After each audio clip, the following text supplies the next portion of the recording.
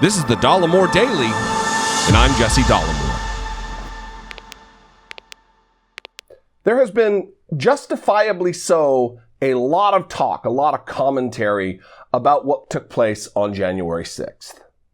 The insurrection that took place, the attempted coup, the attempted overthrow, the attempted subversion of the United States Constitution, and overturning of our democracy. Justifiably so, there's been a lot of talk. Republicans, for their part, are feverishly attempting to rewrite history on the matter. Some idiots going as far as to say that, if you looked around, it was no different than a tourist visit.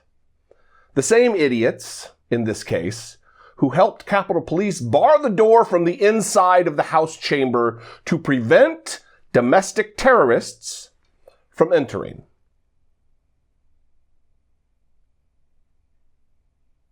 Mike Pence was a victim of this. There were calls of hang Mike Pence.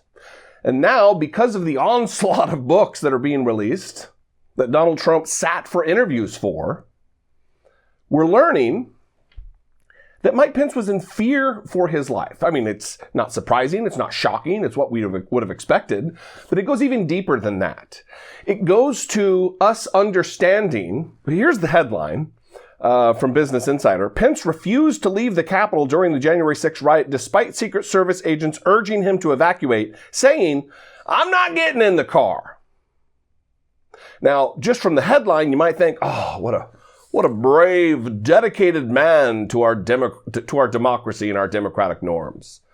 What a brave soul standing for the republic. He refused to leave. He wouldn't kowtow to the demands of terrorists. That's not it, though. I'm going to read an excerpt from the book, I Alone Can Fix It, Donald Trump's Catastrophic Final Year. There was an excerpt of this printed in the Washington Post because the authors, I believe, are both Washington Post reporters. And it tells, listen, the word harrowing gets thrown out a lot. It tells a harrowing tale of what went down that day, specifically related to Mike Pence, and him being afraid of his own Secret Service detail, that they might harm him in service to Donald Trump and the coup attempt.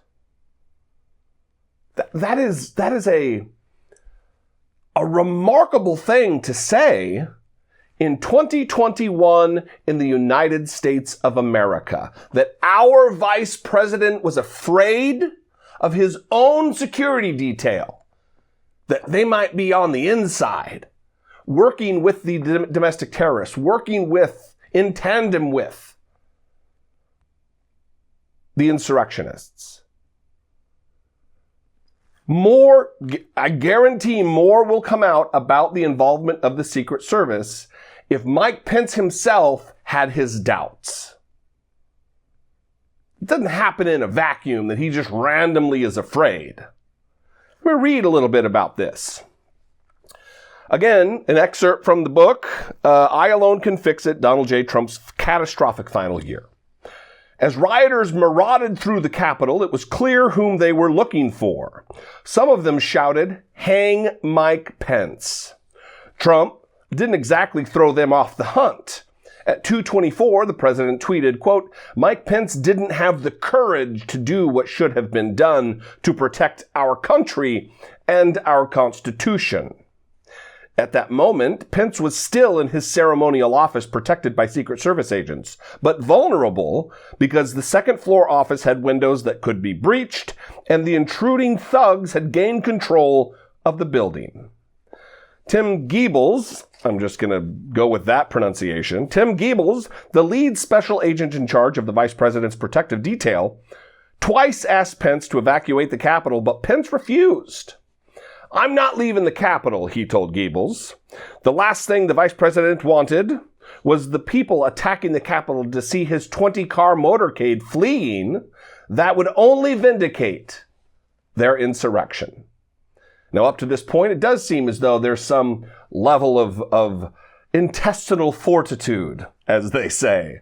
A little bit of guts, a little bit of grit in Mike Pence. But soon we'll find out that is not the case. He just doesn't want to get in the car with Secret Service agents. The third time Goebbels asked Pence to evacuate, it was more of an order than a request.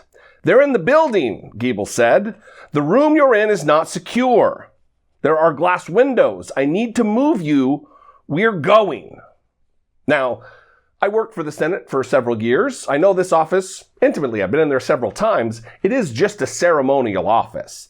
There are artifacts from like Dolly Madison in there. It's right. When you look at the Senate chamber and you see the presiding officer, behind that is a hallway, a carpeted, ornate hallway. And it is just steps off of from the Senate chamber door and the Senate reception room, which is right there where they were. It is not a secure area. There's no way to effectively lock the door.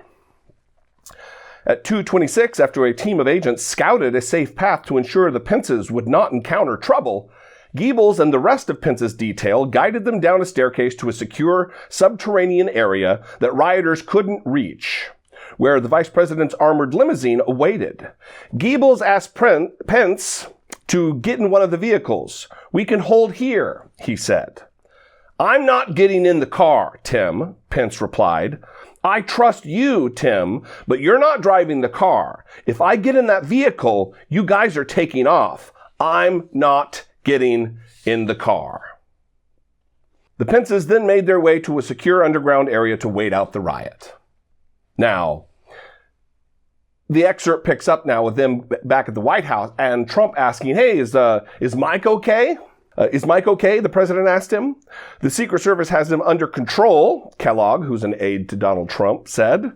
"Karen is there with their daughter." "Oh?" Trump asked. And then that was it. No more concern, no more care, no call, no getting Mike Pence on the horn. "Hey, are you okay, brother? Are you okay, vice president of mine? What can I do to make it safe for you and members of Congress who are there fulfilling your constitutional duty to certify the election? What can I do as president of the United States?" He did not do that. Trump said nothing more. He didn't express any hope that Pence was okay. He didn't try to call the vice president to check on him. He just stayed in the dining room watching television. Yeah.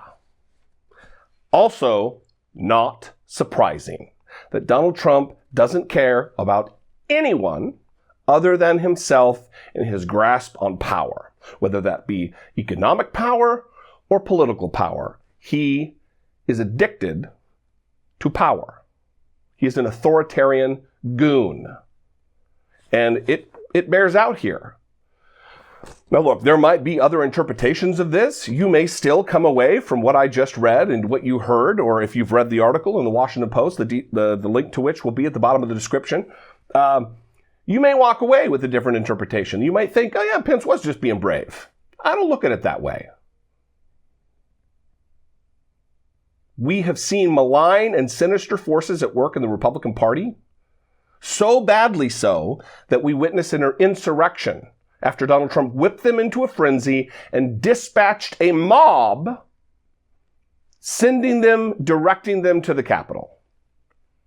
We witnessed the speech. We've seen all of the timelines drawn. We've watched video synced to see what was taking place at what moment with which crowds. We know. We watched the hangman's gallows be erected in the grass in front of the Capitol, with mobs chanting, "Hang Mike Pence." He was right to be afraid. I'm not shitting on Mike Pence here for being a coward or anything. These moments, they test your mettle. I think he did the right thing. What do you think? I'd love to hear from you. You can call, leave me a voicemail. 714-576-4054. Of course, you can email me daily at dollemore.com. Thank you for joining me this Friday morning still. I appreciate you. Thanks for engaging with my content, subscribing, all of that. Follow me on social media. I'd love to connect with you there. We can continue the conversation there or in the comments here. You people are beautiful. You're engaged. You care about the Republic. Otherwise, you would not be here watching and listening to me talk and look stupid on camera. And also, I would ask you, if you derive any value from your visits here with me on an almost daily basis, I would ask you to help support and produce my work here on the platform. For as little as $2 a month, you can become a channel member here on YouTube by clicking the join button. Or if you're on Patreon, you can go over to Patreon, patreon.com/IDoubtItPodcast. Again, it's not just for the podcast, it's for the entire media operation. I appreciate you. If I bring you value, but not more than someone else, support that other person who's doing a better job than me. These are precarious times in this space on YouTube and elsewhere, and I'm sure someone else could use the support. Anyway, I'll see you next time. I love you guys. Have a great weekend. Be genuine. Take care of one another.